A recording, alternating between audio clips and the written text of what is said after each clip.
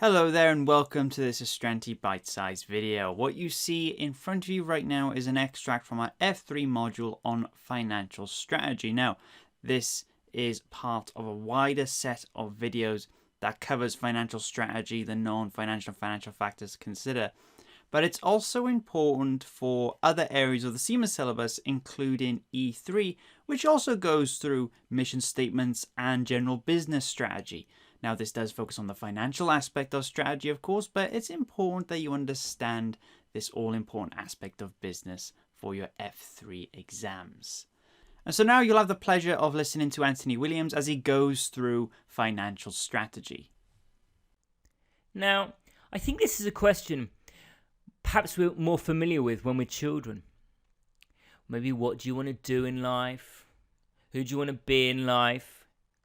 Maybe they want to grow up to be space men or space women even. Let's not be sexist about this.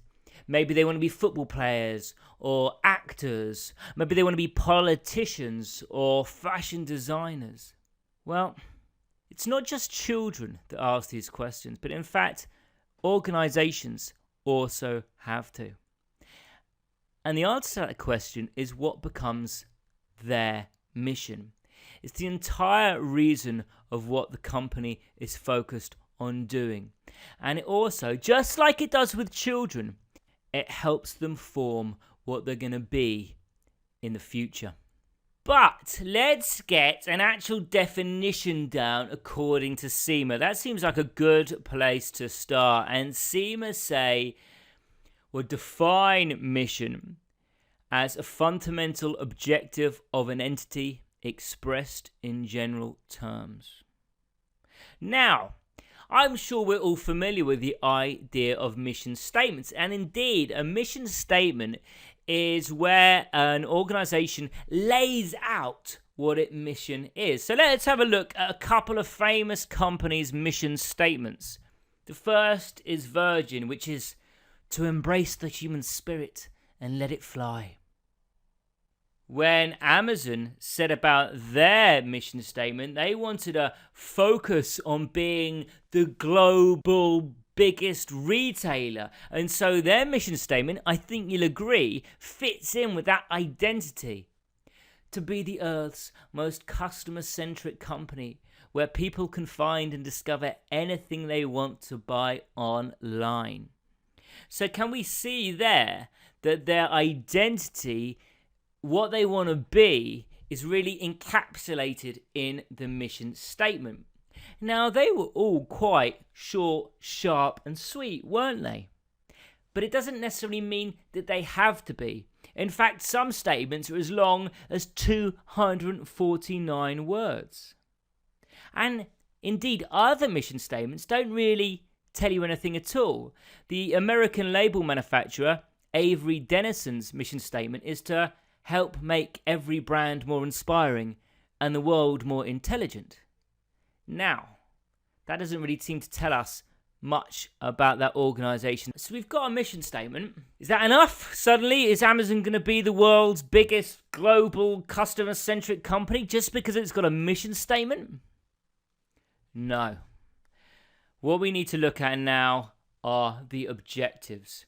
And this is what helps focus an organization. This is the mission statement translated into objectives that are going to help the organization hit those goals, make those ambitions come true. So with Virgin, which was to embrace the human spirit and let it fly, that's not focused enough. What we need are objectives to help give that company focus. And in fact, that's how we would define objectives. Clear, focused, and specific.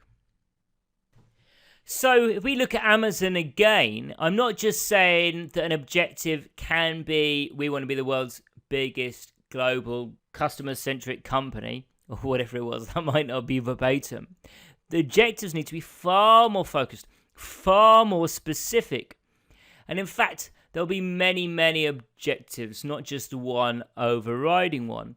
So just to demonstrate that, let's move on to an airline company and have a look at some of the objectives that they actually might have. And in fact, what we're going to do here is look at the areas in which an airline company would have objectives. So in profitability, an airline company would have an objective about how profitable they want to be, how much revenue they want to make, their cash flow, their return on investment, their customer service, their service quality, their on-time arrivals. Remember, this is an airline company. How innovative they are, or how innovative they want to be, staff satisfaction, and productivity measures. So in all these areas, now it's not an exhaustive list, in all these areas, specific, clear, and focused objectives would be set. And then from these objectives, the managers and the directors have something they can work towards.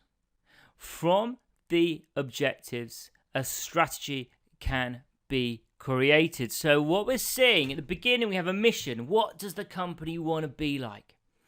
Then we have the objectives coming from the mission in all these different areas.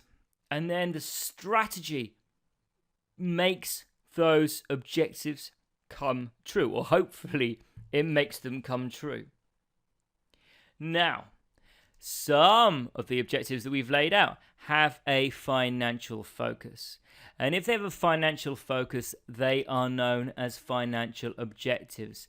And so, just like all the other objectives, they're setting clear targets. But specifically in this case, they're setting clear targets for financial results and the funding for the business.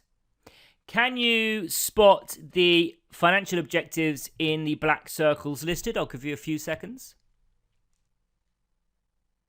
Well, that's right, there's 4, aren't there? Profitability, revenues, cash flows, and return on investment.